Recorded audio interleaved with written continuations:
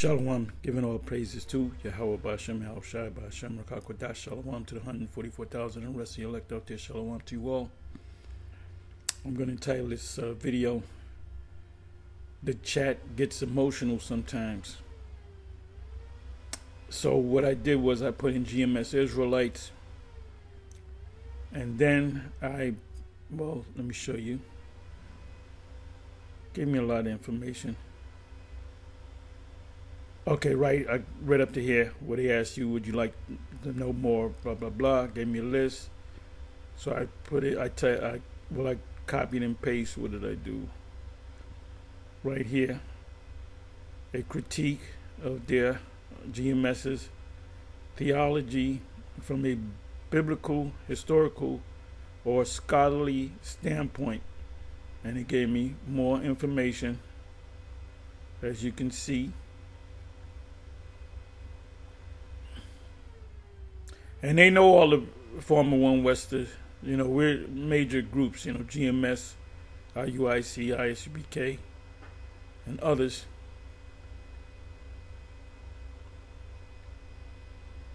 They know about the splits.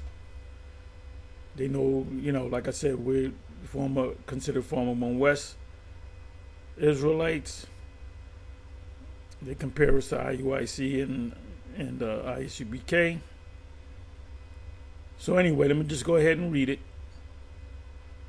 Okay. Could you clarify what you mean by GMS Israelites?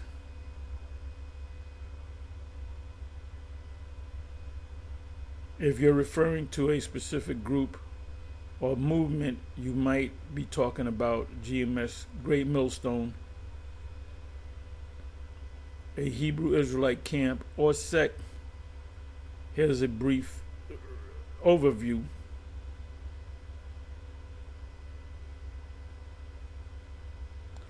Oh, this I put up a couple of days ago. I went to the chat. Let me see if it's still, let me see what it says here. Okay, nope, it's not there. So I'm not going to even mess with that. It was concerning Cornelius. So it says, GMS Great Millstone Hebrew Israelite Group. GMS Great Millstone is one of the several groups within the Hebrew Israelite movement. Yes, that's the army in Ezekiel chapter 37. Ezekiel chapter 37 is being fulfilled in front of your eyes, in front of the world's eyes. It says they stood up an exceeding army. I'm merely paraphrasing. And then also, when you read that in Ezekiel 37, you think about, or should take you directly to Revelation 11. And they stood upon their feet, and great fear fell on them that saw them. So you got the IUICs talking about when they march, if there's 2,000 men marching down the street in America or whatever, that's the army in Ezekiel chapter 30. No, it's not the army in Ezekiel 37. The army in Ezekiel chapter 37 is talking about Israelites, starting with the men, acknowledging that they're the Israelites, and they're prophesying on the street. So that's what it means by an army. It has nothing to do with formation of an actual army marching down the street. So that's bullshit. IUIC is guilty of adding to the book. No, this is the fulfillment of Ezekiel 37. Was it around about the 10th verse and 12th verse? No, it says this is the whole house of Israel. Let me go to that real quick. It's one of my favorite prophetic books, chapters to go to. Ezekiel 37, and I'm going to go to the 10th verse. The valley is America. Might even ask chat that, Let me see something. Let me do this.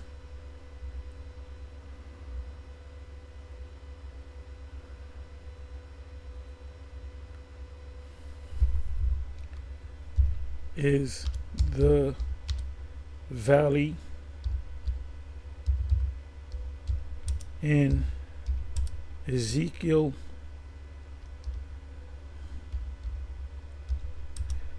37:1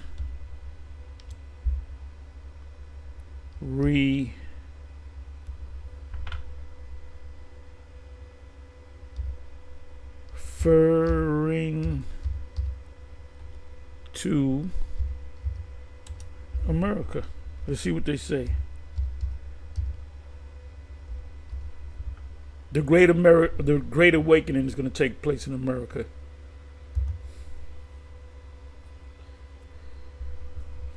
Now, the whole Hebrew Israelite movement could have took place in what is that place? Nairobi, Kenya, or somewhere in Nigeria, or Accra, Ghana. Okay, so let's see what it says.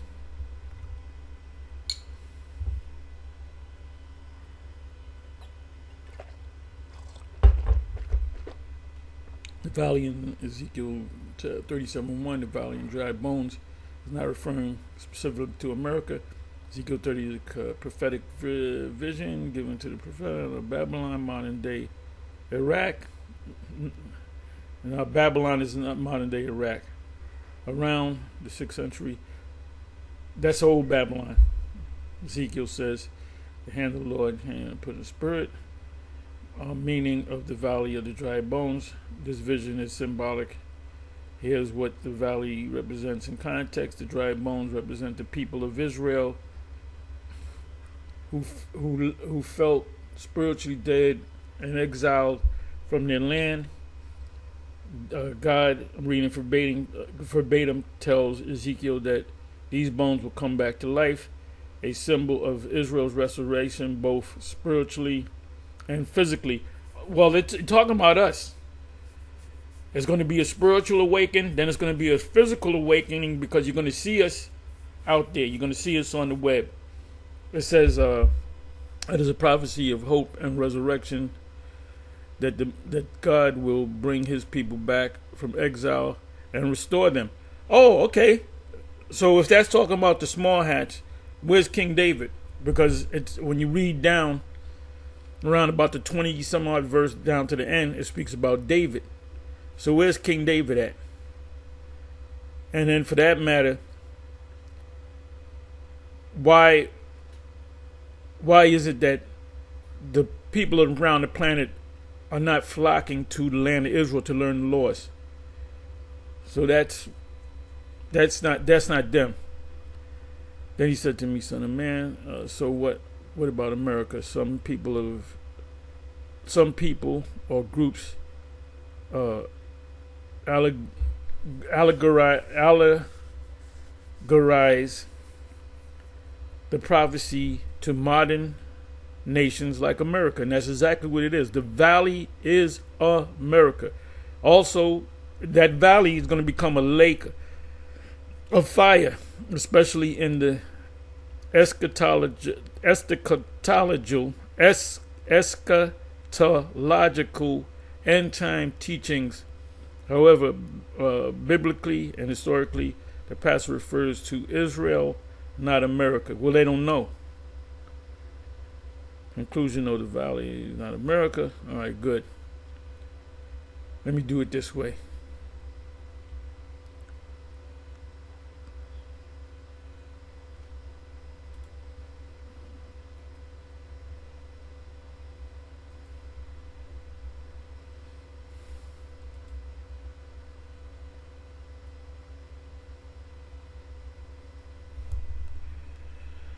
What is the GMS Israelite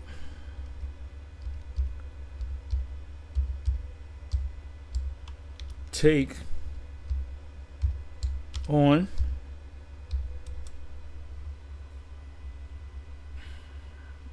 put a question mark there. Let's have a little fun with this. If you don't have a topic, all you got to do is a chat. Just take a scripture and let's see what they say. You can go by that.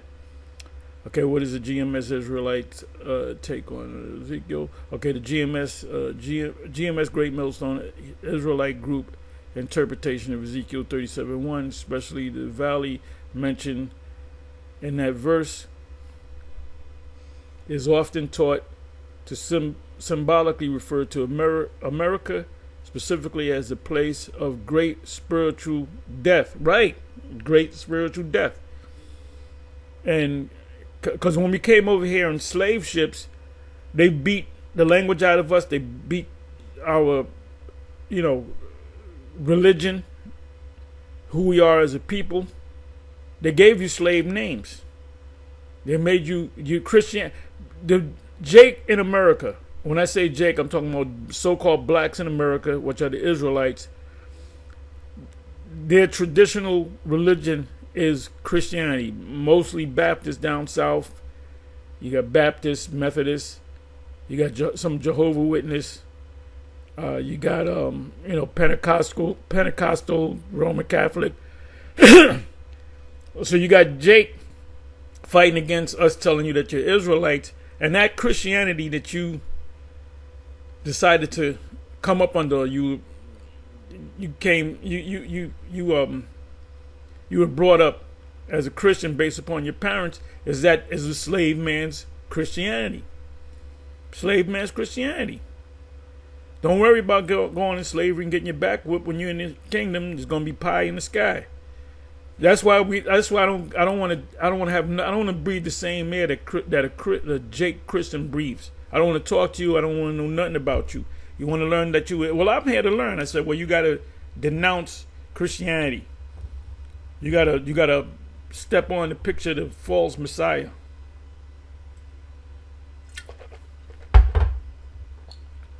So it says, let me see, often symbolizes America, especially as a place of great spiritual death. Well, also great spiritual awakening and captivity for the Israelites, and that's true. The deliverances, you got IUIC going around the world, 12 tribes worldwide, 12 tribes worldwide. No. It should be America. That's the place where you got to be.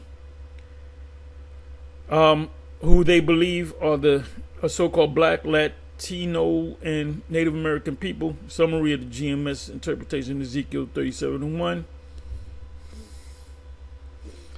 Here's how GMS typically breaks it down. Valley, symbolic of America, Babylon the Great, and that's correct. GMS teaches that the valley represents a low place spiritually, morally, and culturally. Yes. A valley is a low land. Yeah, but there's mountains in this land. But a valley is something low between mountains. So spiritually, it is a valley, morally, and culturally. You can openly. They got laws protecting happy people. But then at the same time, they talk about how great the Bible is. And they swearing on the Bible.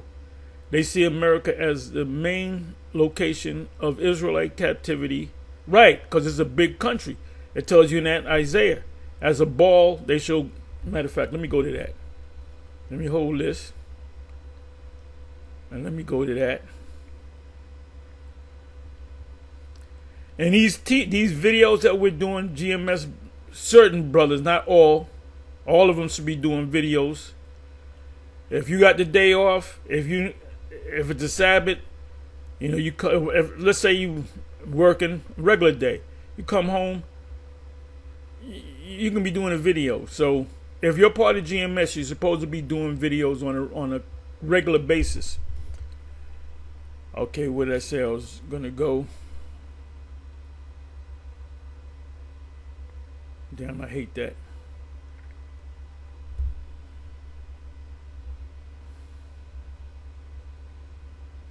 Let me come on back. I'm sorry. Let me come on back. All right, I'm sorry. Let me come over here.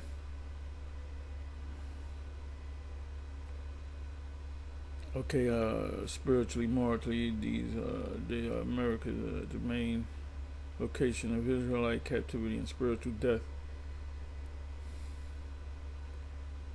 in the last days.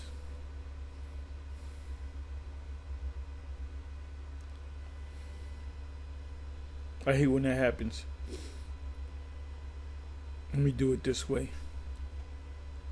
GMS teaches that the valley represents a low place spiritually, morally, and culturally. They see America as the main location of Israelite captivity and spiritual death in the last days. Full of bones, the dead state of the Israelites. The bones represents the Israelites in a spiritual dead state, cut off from their heritage. Heritage starts with your land, but heritage goes into your belief system too. Laws and identity. Yeah, because we're going crazy trying to wake up these jakes and they're bucking up against it. But I don't care. I don't go out to these churches. I don't do church blitzes. I don't want to talk to Christians. Let Christians go their own way.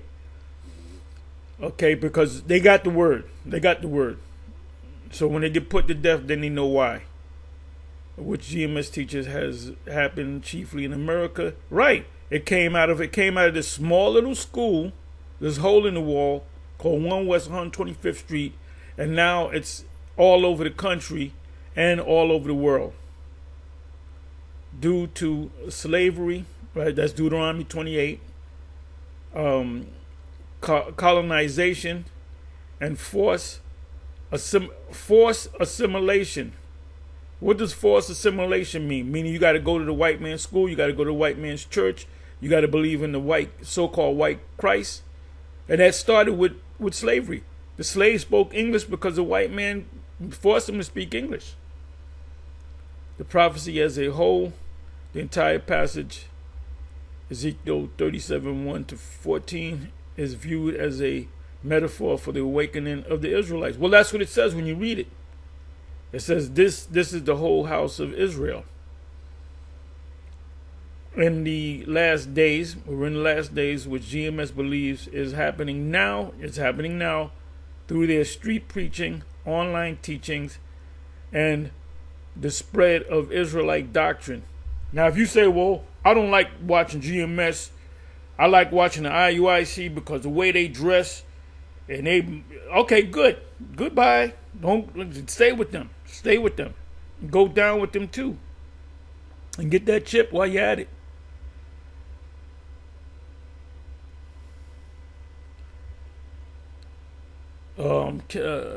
Key GMS points. Yes, GMS interprets the valley as America in a spiritual sense. Right, spiritually Sodom and Egypt. They believe Ezekiel 37 is about the resurrection of the true Israelites. Well, it tells you that. Matter of fact, let me go to it. It came back to me.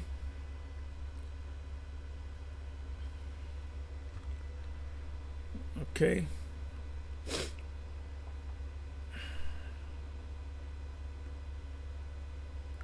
So I prophesied as he commanded me, and the breath, the knowledge, came into them, the Israelites, starting with the elect, and they lived and stood upon their feet, an exceeding great armies. Not talking about the purple and gold army of the IUIC. It's talking about the Israelite, the elect that are waking up around the country, this country and around the world. It says, then he said unto me, Son of man, these bones are the whole house of Israel. Talking about the Israelites. Behold, they say our bones are dried, and our hope is lost. We are cut off for our parts. Right, are cut off from our parts. The 12 tribes got to come back together. It says, therefore, Trump is attacking Israelites. He started with the northern kingdom, now he's going after the southern kingdom. So I guess they told him, the elite told him, look, you got to focus on them. Don't worry about them Arabs. He said, you got to focus on them tribes. So if you was able to separate the tribes, because it says, we are cut off for our parts. What are your parts? Judah, Benjamin, Levi, Issachar, Gad, Reuben, so forth. That makes up the whole body.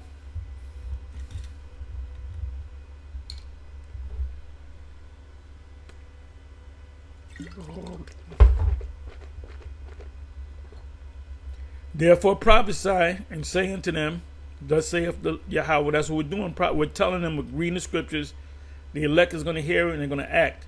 Behold, O my people, I will open your graves and cause you to come out of your graves and bring you into the land of Israel. So they're spiritual graves. You're a Baptist, you listen to Israel, and you finally join the camp and you become a reader, then you become a teacher, and then you become a prophet. Right? Let's come back over here.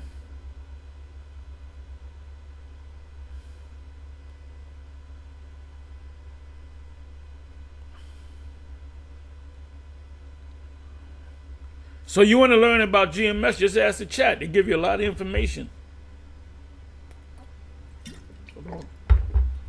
A lot of solid information. Strict biblical literalism. They interpret the Bible literally, as often preach judgment and prophecy. Thank you. We speak about judgment and prophecy. Teach on the streets and online, the YouTube. Known for bold, confrontational street, not necessarily. We used to be that way. But if a person comes up, we'll break it down to them. The ones that are being bold and confrontational are the Christians, because they're losing bad. See, they're hurt because you got, and like I said, if not one more person comes out to church and becomes an Israelite, that's fine with me. That's fine and dandy with me. I'm not worried about that. I'm not saying, oh man, the Christians are winning. I'm the ones that is going to come into this thing are the elect of Israel. The elect of the elect, if you know what I mean. Street preaching and YouTube videos, use of harsh language, GMS is particularly controversial even among other Hebrew Israelite groups due to its aggressive style and sometimes vulgar rhetoric. You got the other ones that use vulgar rhetoric. It's talk. Rhetoric meaning talk. They against us because of the grape thing, and the mark of the beast, which we're correct on. And if they were to put on like if Captain Tazariak was to put on a scholar cap, which he doesn't have one, he never wears, he would see it. Put your scholar cap on, and then go read Deuteronomy 22, 25 to the end. 28 is a key verse. 28 verse is a key verse. Go into Revelation 13:16, and you'll see what we see. You got to put that scholarly hat on, and the Spirit's got to be working with you. And you know when you're going to believe it? When it's actually manifested. That's when you're going to believe that the MOTB is real. Rejection by other camps, and that's all right. We have no problem with that. Other Israelite groups like IUIC or ISUPK. Well, IUIC, I really don't care because they change their doctrine every couple of months anyway. Often distance themselves from GMS due to theological and doctrinal disagreements. Now, what does it say about the stone that the builder refuses became the chief cornerstone? Well, GMS is going to be the chief. The chief cornerstone is actually Yahweh Shai, but we're going to be right behind Yahweh Shai. So we're going to be that cornerstone.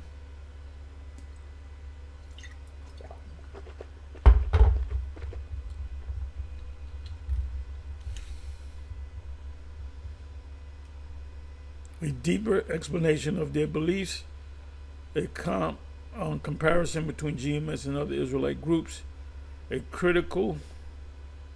critique of their theology from a biblical, historical, and scholarly standpoint. That means the white man's take on the Bible.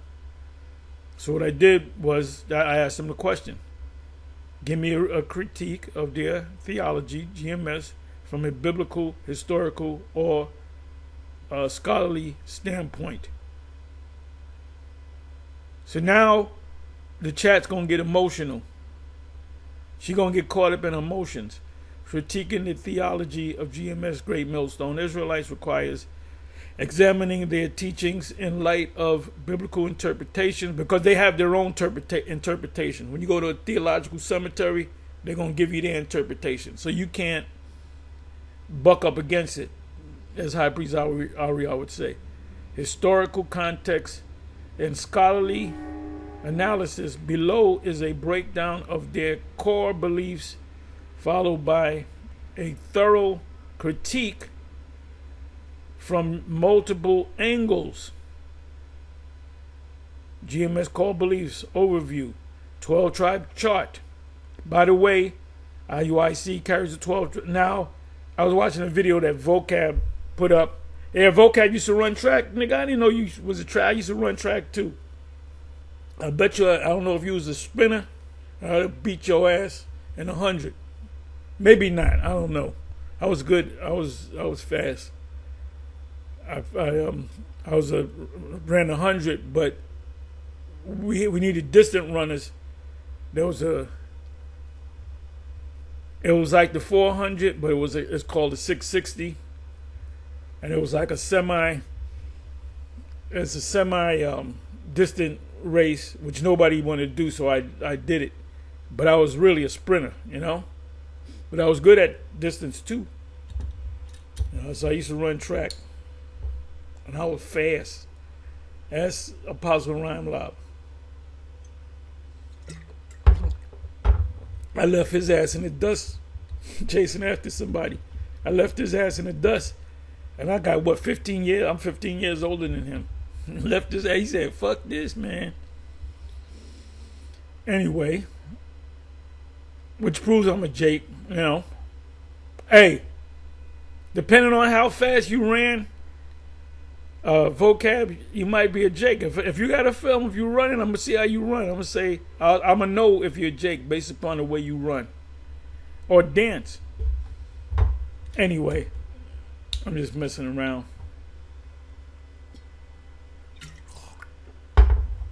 See, Vocab really helps the gospel. He doesn't realize that he really he pushes the guy. He helps us. You know, he does some of our lifting for us, you know.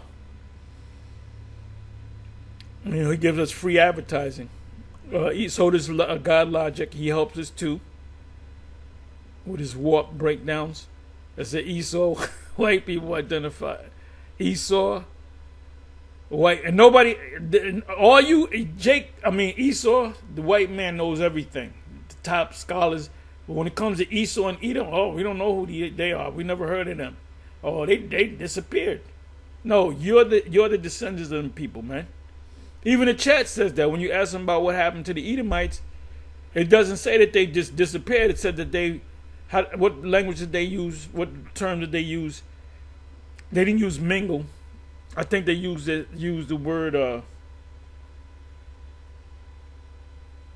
I forget what word, but they said they were mingled among the other nations round about them, meaning Esau is not done away with. They may not look like the Edomites of 2,000 years ago, but they're mingled among the other nations round about. As modern day white people, which we're right on, we're absolutely correct. When you read about Esau, the Edomites, physical characteristics, they sound like white people to me. Read Obadiah. It said they exalt themselves as an eagle. Their symbol is an eagle, and they set their nest among the stars. How do you get to the stars? You got to go to outer space. It's talking about space stations. What do you call it? Satellites. Right? It says modern day white people, particularly those of European descent. Now you're going to have people that look just like Edomites, but that are actually Israelites.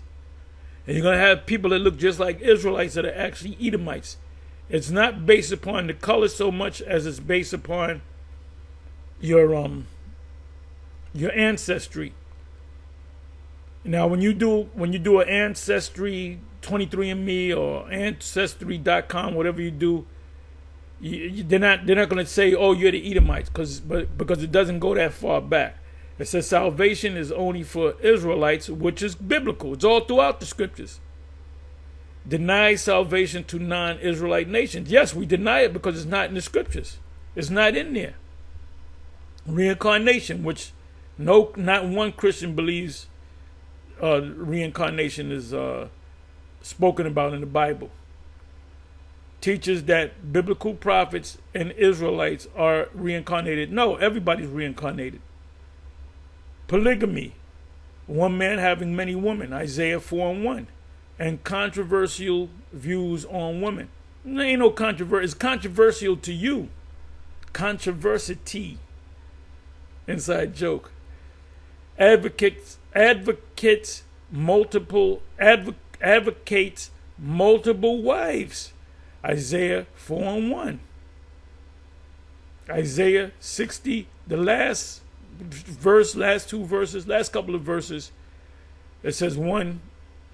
Matter of fact, let me go to that and let me read in the NLT. We know what it says in the part of us building back the nation and the kingdom is having multiple wives and concubines. We're going to have concubines in the kingdom, which concubines are secondary wives of the other nations.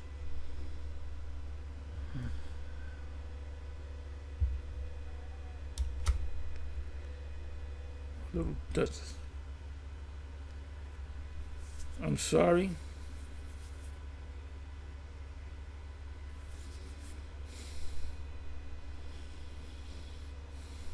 Yeah, Isaiah 60.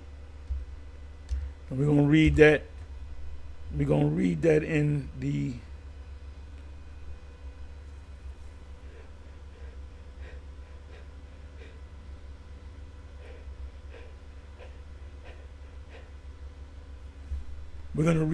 not in the King James.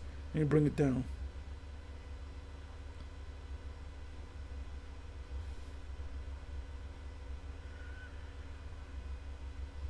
Last verse. Well, it says here, 21st verse, thy people, the Israelites, also shall be all righteous. Why are we going to all be righteous?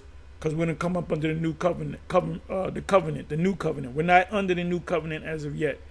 They shall inherit the land forever, our homeland, and we're going to have control over the whole planet Earth. The branch of my planting, the work of my hands, that I may be glorified in the kingdom. A little one shall become 1,000, and a small one, a strong nation. I, Yahweh, will hasten it in its time. But when is that going to happen? In the kingdom. It's going to start on this side, though. So now let me go to the NLT, and I may go to the AMP.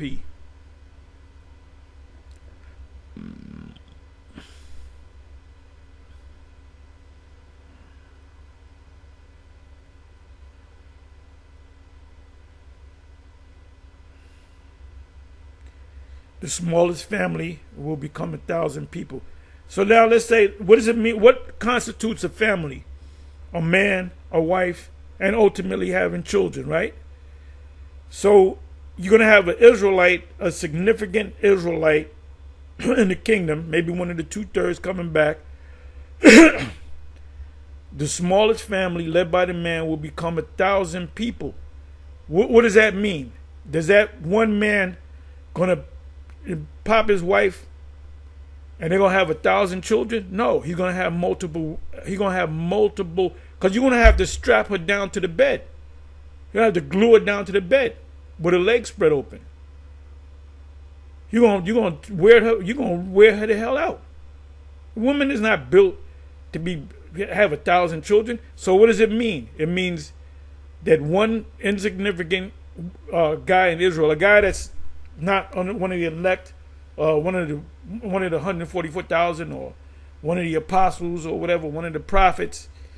He's just an Israelite, right? He's just, as Yeshaya said, he's just a citizen in Israel. he's going to have 1,000 people. So in order for him to, and it could mean 2,000, 3,000, 5,000, 10,000, he's going to have multiple wives and concubines. And they're all going to get pregnant and have children. And the teeniest group will become a mighty nation. So a small group, a community of families, they're going to have so many children, it's like a whole nation. How many people live in Brazil? Millions. What, 100 million? I don't know. At the right time, which is the kingdom. But it's going to start here. 7 women shall take hold of 1 man. Yahweh will make it happen. Yahweh will make it happen. Let me go to the AMP.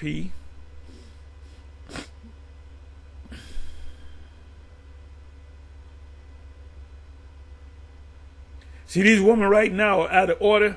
I was watching a couple of videos on like Houston, Texas, and Atlanta. They said you don't want to go to Atlanta and deal with a chick. You're gonna get a disease. You go to Atlanta, you go to Houston, you go to pretty much any place where Jake is, and you get with their woman. You better check them. You better take them to the fucking doctor. You're gonna wake up with a fucking surprise. You know, like a box of Cracker Jacks, you get a surprise with it. You're going to lay with a woman that's all clean and neat and smells good, and then you're going to wake up and you pissing razor blades. And you know it's her because before you lay with her, you didn't have that. You lay with her that night, you wake up that morning, you pissing razor blades. You know it's her. And then she'll swear up and down, I don't deal with nobody. I check when you got to stay, like I said, brother, if you got a fine ass Edomite or another nation that's good, that's right by you, you did good for yourself, you might want to take her to the doctor too, or find out naturally how to find out whatever. You might want to be your own fucking doctor. You got to test these hoes before you lay with them. And these women on this side, the Most High going to wipe them out. They're going to get rubbed out. What happened to the Israelite woman? Rubbed out. If you can tell me from what movie that's from, you're good. The smallest one, the smallest insignificant guy, this AMP, one will become 8,000. A clan. And the least one guy, a mighty nation. I, Yahweh, will quicken it in its appointed time. We're in that time, starting now. Isaiah chapter 4, verse 1. You notice I keep quoting or reading from Isaiah 4 and 1. Because we're going to get them women on this side. And they're going to be in order. They're getting these beautiful women. Beautiful women. Fine, sexy, beautiful women. All over TikTok, all over YouTube are getting evicted. A lot of them are homeless. A lot of them are sleeping in cars.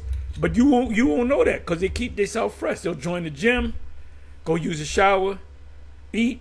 You know, they got a little bullshit job, but they living in a fucking car. There's one woman, there's one pretty Jake woman, pretty light, red bone. She's living in a car, very pretty. With some young, she had maybe a 2-year-old, and she had like a 4-year-old maybe, or a 3-year-old. Then she had a bun in the oven, and then she had a couple of kids in the back, and she was straight up homeless. Living in a car. Hey, y'all better listen to that. Y'all better blow the dust off of that CD. What's the name of the group? TLC. I ain't too proud to beg. Y'all better start singing that fucking song. I ain't too proud to beg. And you better learn how to share. Remember your mama told you had kids? You got to learn how to share. Well, you women going to have to learn how to share. You're going to have to get in order. And you're going to have to, when you see me or see any man in Israel and you living in this household, you better, when you see us, you better bow your head. And you're going to be like the chick in Coming to America. Whatever you like. Bow your head. Whatever you like. And that's a beautiful thing. That's a beautiful thing. That's a beautiful thing. Because we're the prize. We're the prize. We're the prize. Get that in your thick skull. Get that in your thick heathenistic skull. Because you're heathens right now. The Israelite man is the pride. And the white and the Esau knows about it. That's why this guy can't sleep right. This guy, he trying to put military forces. They're now in the 20 states. They got the National Guard that are armed in 20 states. What do you think he's setting up? That's Revelation 12 and 12 right there. He's the face of the Lamb with the two horns that spake as a dragon. He's the face of that. Right? So let's come on back.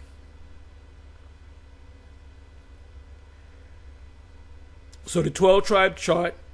This is how you know that Ron Dalton, Yahweh Ba'Shem Yahweh Shai, is not dealing with him at all. He got a little bit of information. He knows a few things, but he doesn't have the truth. I'm not mad at him. I don't hate the guy. It'd be nice if we can talk to him and we can kind of pull him over to our side. But he does not have the truth. The Most High, Yahweh Ba'Shem Yahweh Shai, is not dealing with him at all, period. He just knows he's an Israelite. But he's not deep. He's not deep.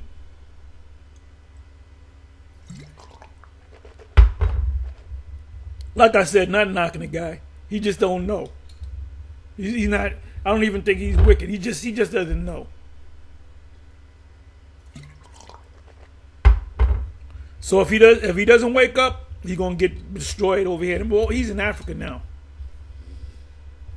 It says 12 tribe chart claims that blacks, Hispanics, and Native Americans are the descendants of the 12 tribes of Israel. Like I said, you got the IUIC expanding the 12 tribes. Well, they stay going off. They stay changing things. Esau equals white people, identifies the biblical Esau Edomite as modern day white people, particularly those of European descent. Salvation is only for the Israelites. That's all throughout the scriptures.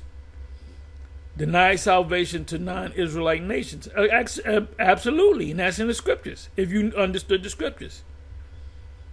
Reincarnation teaches that biblical prophets and Israelites are reincarnated.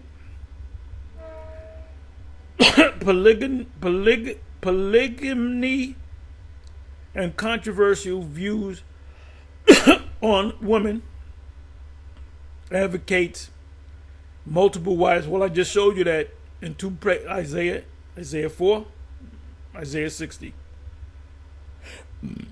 Wives and that has highly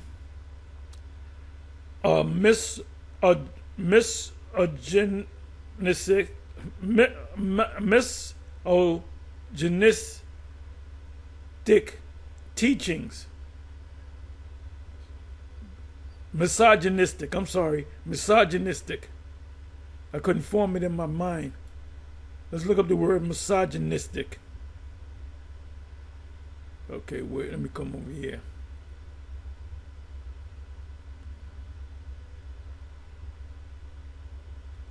I'm not even going super deep. Nothing super deep. These are precepts that we know.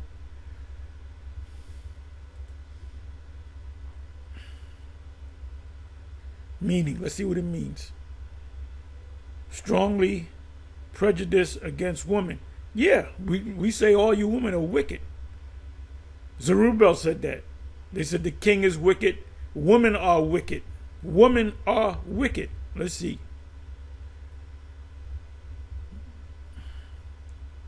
Zerubbabel, a great man of the Most High. Women are wicked.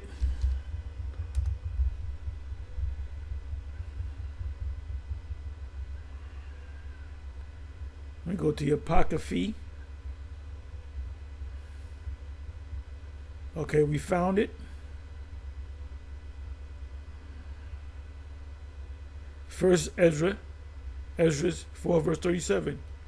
This is what Zerubbabel said, the governor of Judah. During the time of the Babylonian rulership, going into the Medo-Persian rulership. Wine is wicked. The king is wicked. Women are wicked. All the children of men are wicked, and such are all their wicked works. And there is no truth in them. In their right unrighteousness also they shall perish. So a lot of women going to die on this side. We're going to get new women. So it says, this is what Zerubbabel said. You can open it up. It's Zerubbabel talking. A man, a prophet, a great man in the Most High. Matter of fact, let me open this up.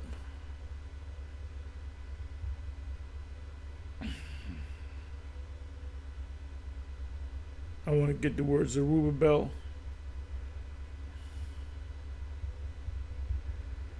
Okay. As High Priest Ariel would say, Zerubbabel. Okay, let me see. Good word, fine. Well, it's written different, I believe, in the scriptures. It's written differently.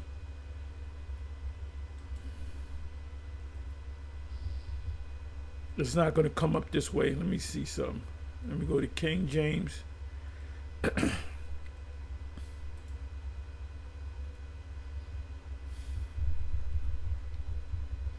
Okay, let's see what comes up.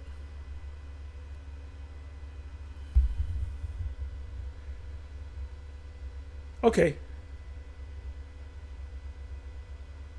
Okay, so that's in the New Testament. Zerubbabel.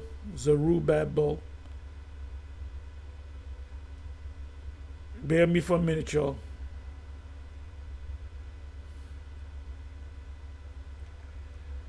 Zerubbabel.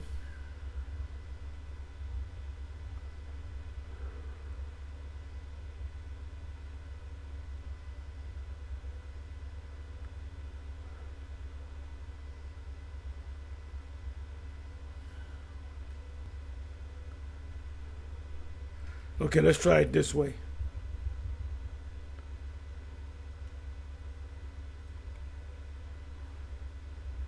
It says, captain, the head of the tribe of Judah, meaning governor of Judah, returned from Babylonian captivity in the first year of Cyrus. Right, so he was living during the time of the Babylonian Empire.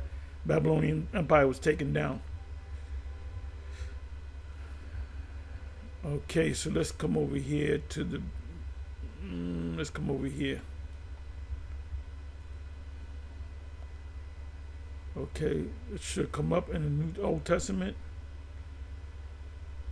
There we go, 22 times.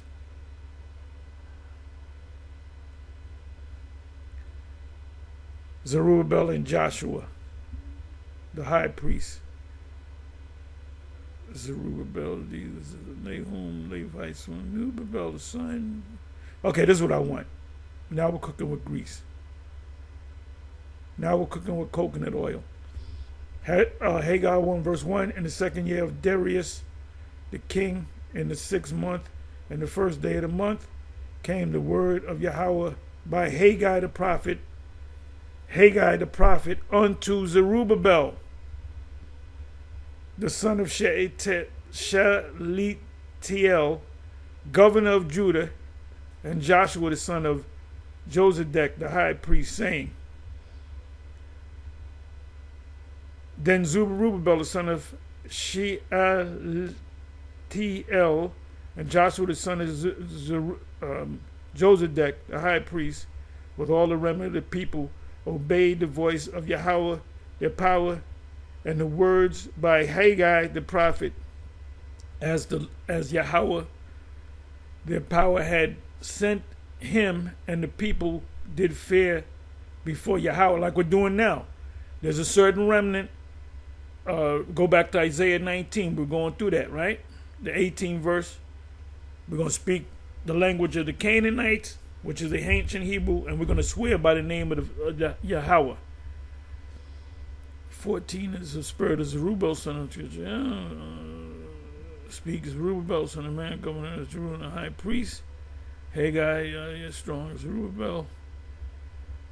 Yet now be strong, O Zerubbabel, saith Yahweh, and be strong, O Joshua, or Yahushai, son of Josedek, the high priest, and be strong, all ye people of the land, saith Yahweh, and work, and I am with you, saith Yahweh. They were also a part of the building. Remember, the other nation wanted to be a part of it because they said, we seek your same God and we want to build with you. And they said no. And they disrupted their building. It was a physical building, the temple. Now it's a spiritual building, the temple, in a spiritual sense. So you got these Christians and others coming against us. We want to build with you. Speaks Zerubbabel, governor, I will shake. Right. Speak to Zerubbabel, governor of Judah, saying, I will shake the heavens and the earth. When did that happen? No. The only time the heavens and the earth, the whole earth is going to be shaken is in our time. So with Zerubbabel, got to be here in spirit. I should open that up. It says, 23rd verse, in that day saith Yahweh of hosts, will I take thee, O Zerubbabel, my servant, the son of Shealtiel, saith Yahweh, and will make thee as a signet, a sign, for I have chosen thee, saith Yahweh the Most High. Let me see.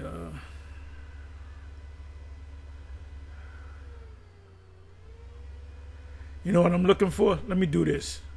Bear with me for a minute, y'all.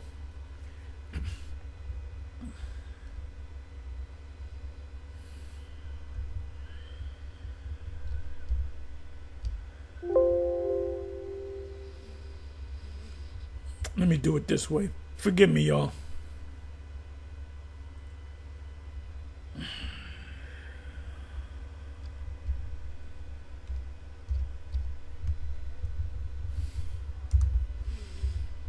Let's see how far I got to search. Okay, 75 should be able to find it pretty easy.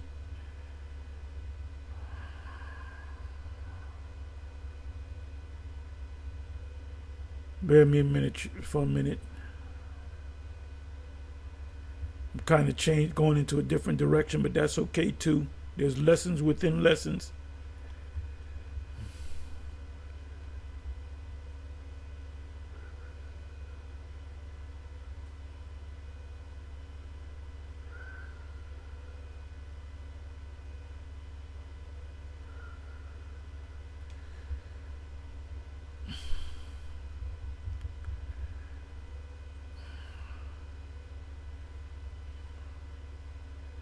I'm almost positive it's in Haggai. I may not even be able to find it.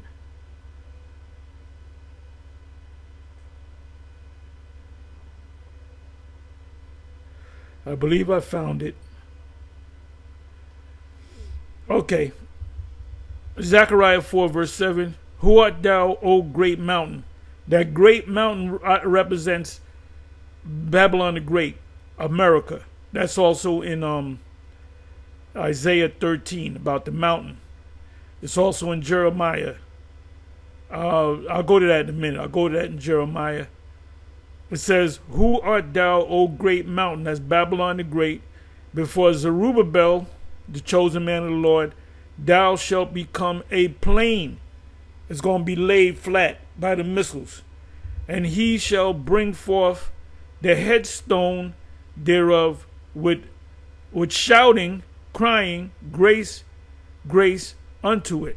That's the kingdom. Read that again. Who art thou, O great mountain? Before Zerubbabel, thou shalt become a plain. You're going to be laid flat. And he shall bring forth the headstone. That's in the kingdom. Therefore, the headstone starts with the elect. The Zerubbabel's kingdom is also the house of David. Zerubbabel and David are the same people, different bodies at different times in history. Therefore, with shouting, lift up thy voice like a trumpet, exalt the voice, shouting, crying, grace, grace unto it. So this is what I wanted. Anyway, I'm kind of venturing off. But, so Zerubbabel and Joshua the high priest, they're important men. Remember back then, they were building the temple from the order of Cyrus. They checked the records. Cyrus had died. They checked the records. Cyrus said, yes, I'm going to finance the rebuilding of the temple because the spirit of Yahweh worked with him. So when they began to build the temple, those other nations that they were taught to believe in Yahweh and keep the laws, they said, we want to build with you. He said, nope, you can't build with us. That was a physical thing. And so they upset them working. So they had to have swords on the side of them while they're building the temple.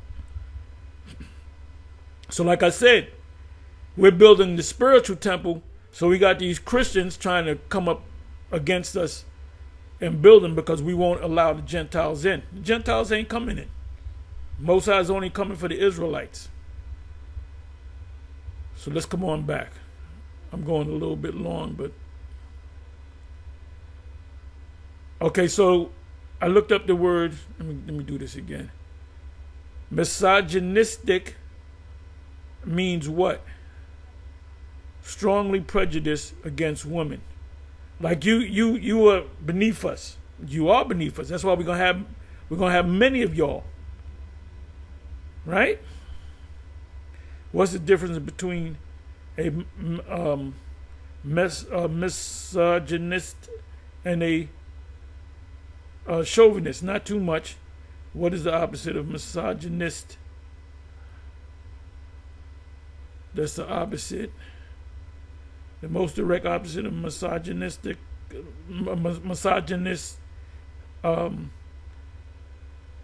person who hates or dislike women is a philogynist. And yeah, we don't dislike them. We're gonna be over them. They're gonna be beneath us. A person who loves, admires, or is fond of women.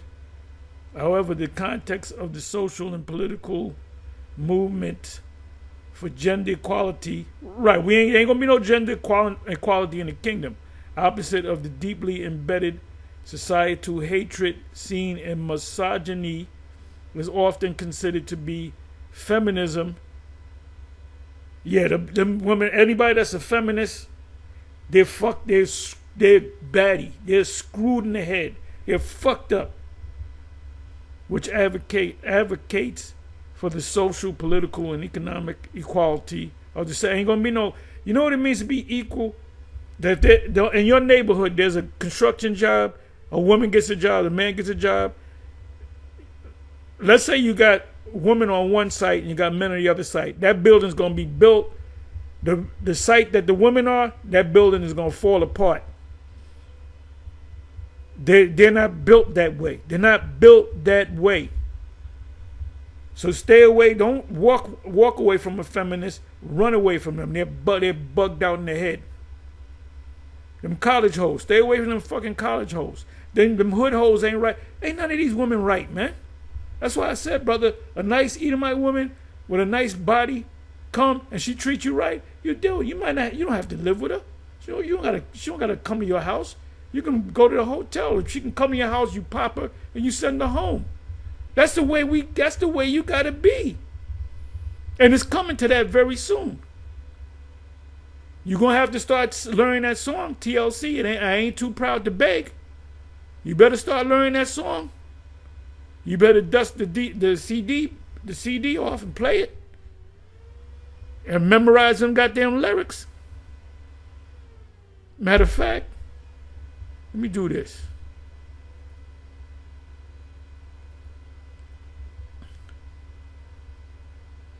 TLC, I ain't too proud to beg lyrics. Yo, mic check 1 2 1 2. We are in the house. Yeah, it sounds mannish. Yeah, come on. TLC kicking off, and the mother. So you best be ducking. It sounds all this masculine energy.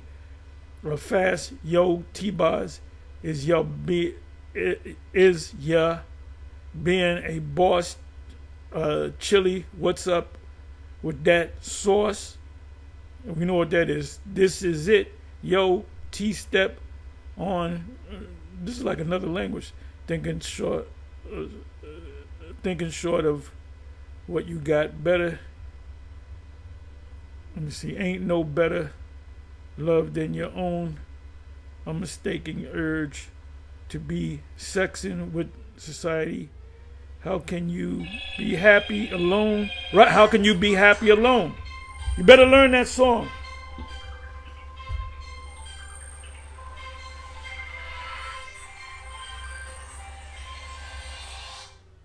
Go ahead. No, yeah, you are, but that's all right.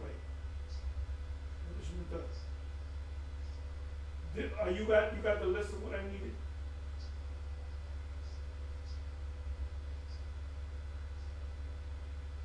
Wasn't you supposed to give me something else?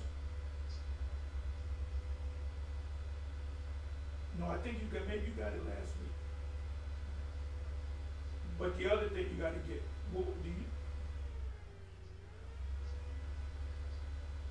what does it say in the picture?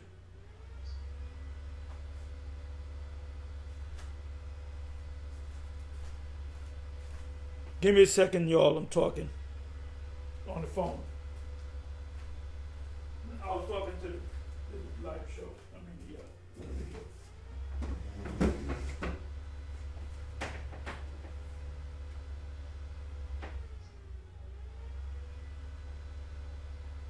Yeah, that's it. Yeah.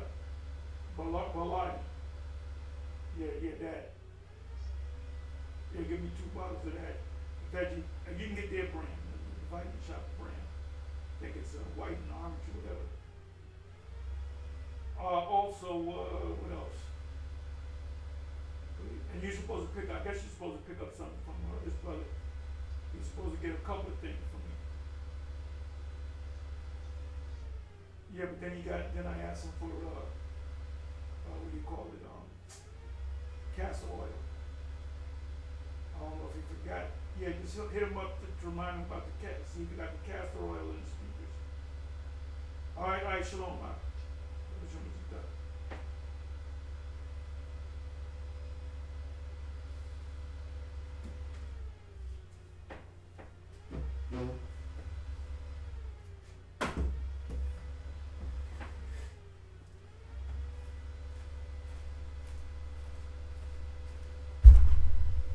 Forgive me for that.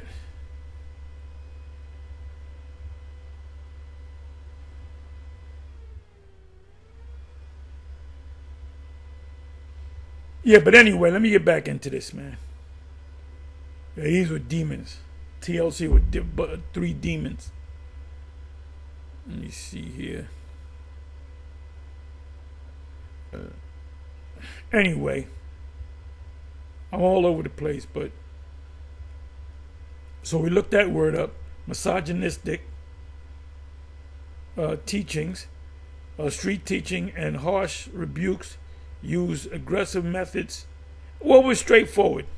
And offensive language in public preaching. If there's children around, we're not going to use offensive language. And we don't use offensive language all the time.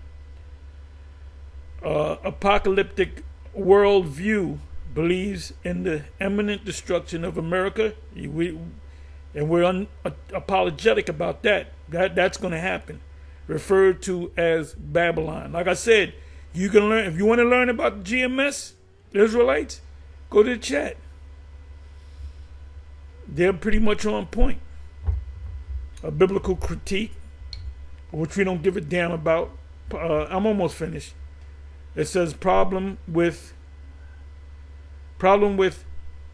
ethnocentric salvation.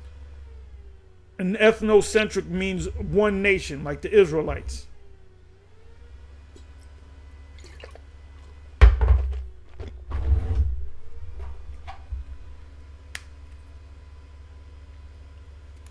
GMS claim only Israelites, as defined by the chart, actually as defined by the scriptures, can be saved.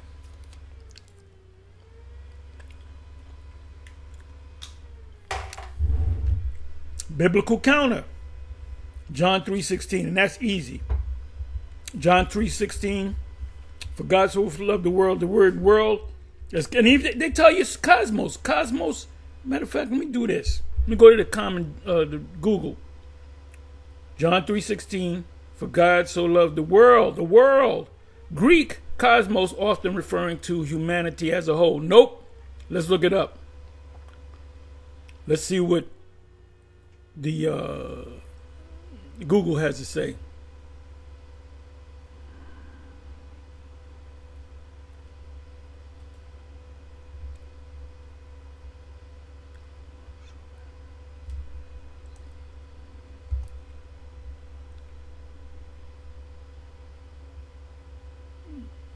This doesn't make sense. Let me do this.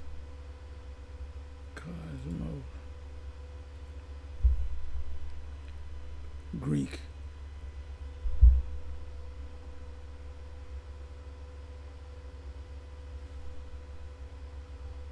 Try this again.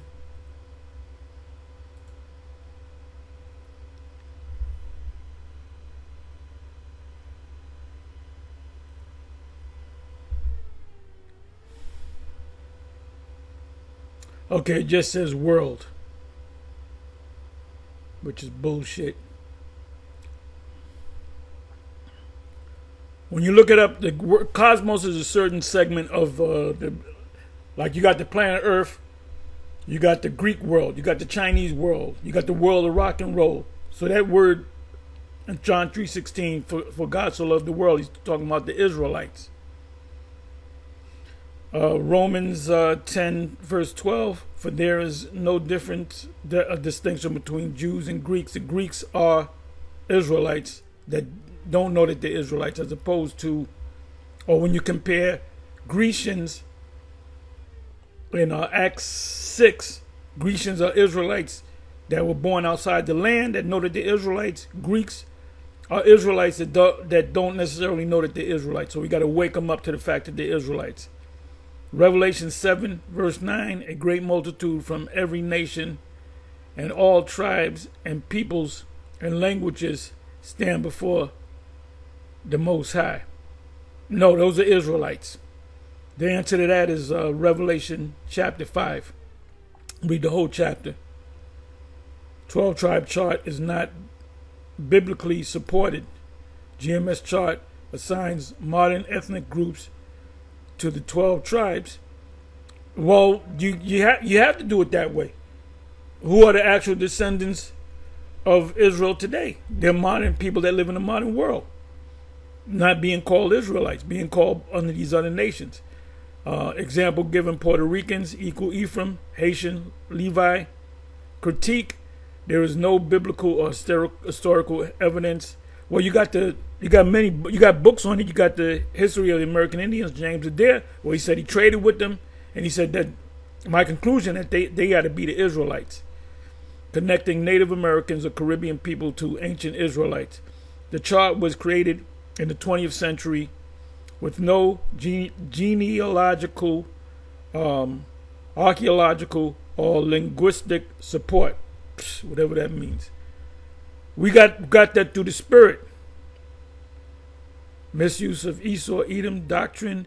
GMS claims all white people are Edomites and will be destroyed. Biblical response: the Bible does not universally equate Edom with all white. Well, you don't know. You can't read. You don't read the Bible with a spiritual eye. Obadiah, while condemning Edom for specific sins, does not imply racial determination. Okay. The New Testament extends grace unto the Gentiles. Those are Israelites, including Roman citizens. Those are Israelites. Example given: Cornelius in Acts. Cornelius is an Israelite. Reincarnation doctrine, GMS claim biblical figures are reincarnated. No, everybody's reincarnated. Hebrews 9 verse 27, it is appointed once, and that appointed once for man to die And after that, the judgment is talking about the Messiah. He's only going to die one time. Historical critique. No evidence of Israelite descendant DNA. Now, we don't got to do no DNA tests. We don't need no stinking DNA tests. We know this through the Spirit. And historical studies show West African, Caribbean, and indigenous American populations are no genetic link to ancient Israelites. You know what? Like I said, we don't use your DNA. The idea is 20th century invention, influenced by black nationalist movements in response to colonialism. We said, what we going to be now? I'm tired of being a Black Panther and a Muslim. Let's be an Israelite. No, we are the Israelites.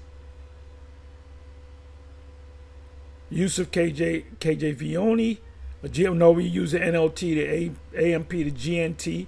GMS uses the King James Version exclusively, often out of context.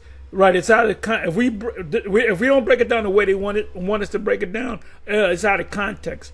Ignoring the original Hebrew. No, we always go into Hebrew. Ignoring the original Hebrew and Greek nonsense. Scholarly biblical study includes textual criticism, multiple manuscript traditions, contextual reading, which GMS often bypass. That's that white man shit. You got to follow what we said. We made it right. To really understand the Bible, you have to go to a Bible school that was set up by Esau. Scholarly theological critique,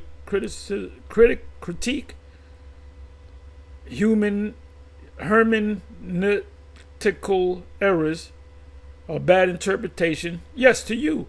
GMS uses eisegesis, reading into the text, instead of exegesis, drawing meaning from the text.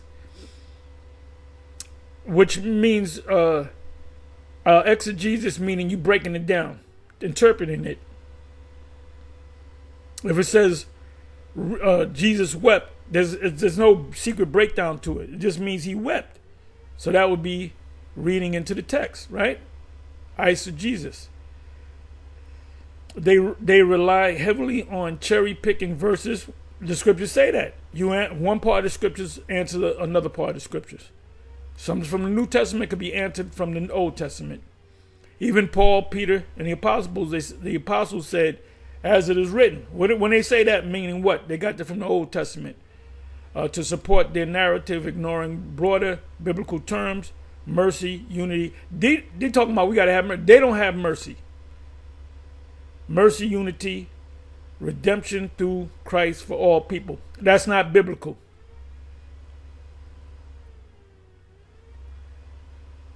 Aggressive tone contradicts biblical teaching, often uses slurs, curses, and threats. We never wonder who do we threaten? We're gonna kill you, white man. This contradicts the tone of Christ. Did not the Messiah go into among the money changers and whip them, curse them out and whip them, knocked over tables? So what are you talking about? Did not the Apostle Paul said, "Though I be rude in speech"? Did not Isaiah 58 says, "Lift thy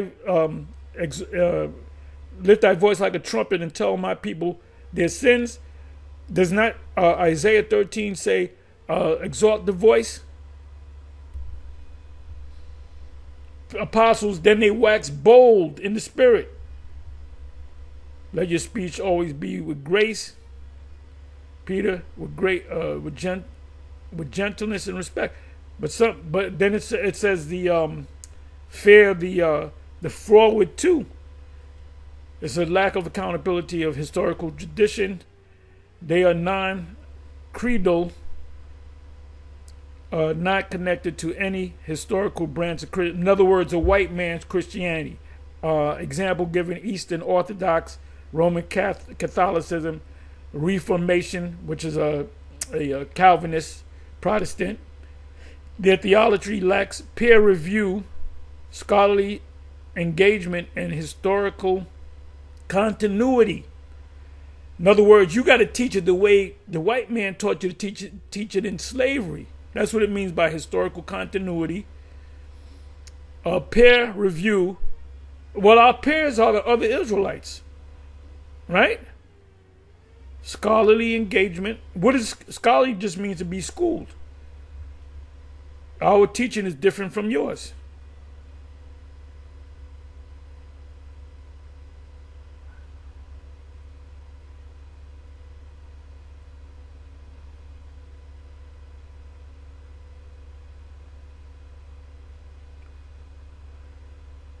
Concludes GMS theology aspect issue, biblical, misapplies scripture, ignores context, promotes, that's not how you read the scriptures, promotes non-biblical doctrine like reincarnation. Yeah, because you said there's reincarnation not in the scriptures. Spirit ain't dealing with you guys. You should read Daniel 12 and 10. You should read Revelation 5. The book is still sealed to 7 seals on you. That's why you can't get it. Even if we tell you what it means, you can't see it. Historical, no evidence supported their claim to Israelite ancestry. The Spirit. You said no evidence? The Spirit. The evidence is the Spirit. Scholarly rejects orthodox hermeneutics or interpretation. Hermeneutics is another word for interpretation. Lacks academic. They didn't go to a theological seminary, so therefore they don't know the Bible. Or theological rigor. They didn't study. They didn't take tests. You're not the masters of the scriptures, man. Anyway, with that I'm gonna say shalom. I went long. Please forgive me. On to the next shalom.